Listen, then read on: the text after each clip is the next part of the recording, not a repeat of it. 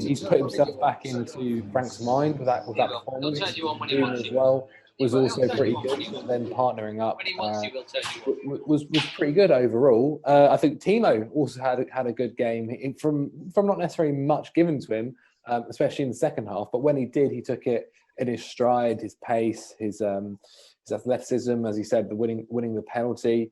So there were definitely moments, but the issue is if there's like one team you don't want to go to 10 men to, it's Liverpool, especially Liverpool that then bring on Thiago.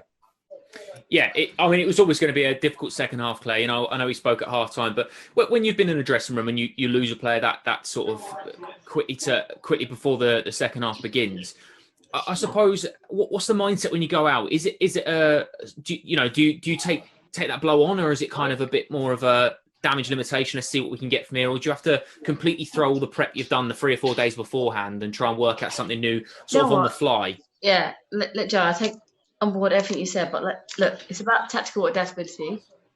Yes, we know how incredible Liverpool are. We know how they have versatility in every single element, but that confidence what Frank has instilled in his own team. Does he have the tactical nous? Does he have the actual buy-in from his players to go 10 men down and go, you know what? Can we solve this situation? Because yes, they could. That situation they couldn't. So let's hold our hands up to Liverpool. They did a fantastic job. We're going to learn from it, and I don't think we're that far away. So yes, it's confidence, adaptability. You know, that there's so many different small nuances to what that is, and I think Pat, Zach, and Jason's all touched on them. Definitely. Jay, obviously you're joining us from Stamford Bridge, mate. What did you make of the second half overall then? We've just had a little chat there about specifics. What did you make overall? We had to get to 60 minutes doing 0-0. You know, we didn't get to 50. We just barely got to 50. And that was the goal that was always going to be the one. You know, all the time they're keeping possession and passing and moving. Without the goal, they've got nothing to show for it. And I think we wanted to get to a stage in the game where they started to have to do something different. They didn't have to work for it, really. They had, 5 minutes, down to 10 men. Once they got the goal, they were then on easy street. And of course, the second goal, well, that just absolutely killed us completely. That one. I thought largely we'd done all right. There was enough to show me, had it been 11v11, this would have been a contest. Disappointed we didn't obviously score the penalty.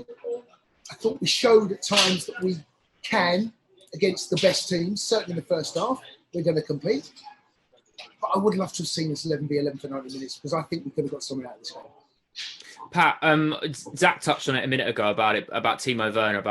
Again, it's another impressive showing from him. It's not on the score sheet, but it's just his tireless, his tireless running. He makes the right decisions a lot of the time. He wants to take players on. He almost, and I feel sort of a little bit hesitant to say it, but he almost wants to take the responsibility on that we see great players do. You know, when we saw it last season with Christian Pulisic, we've seen it in the past with Eden Hazard, players that just want to go, do you know what, need something today, I'll take that. And he's doing that already. For a player that's only making his second appearance, that's a huge positive, isn't it? Yeah, he's got himself a couple of penalty kicks and he'd like to be on them just now. And you never know, he actually might be on them. He's actually finally missed one. But yeah, I don't think he's 100% fully fit yet, but I think he gives us everything that he has got. Can't ask for any more than that. He gives us everything that he's got. Oddly enough, playing wide on the wing there and coming in, I'm not sure he was quite right there because with 3 or 4 times in the first half, he got himself in great positions and he stood up Fabinho, but he's not been able to go past him. And then the one time, the second half at work, we got the penalty kick.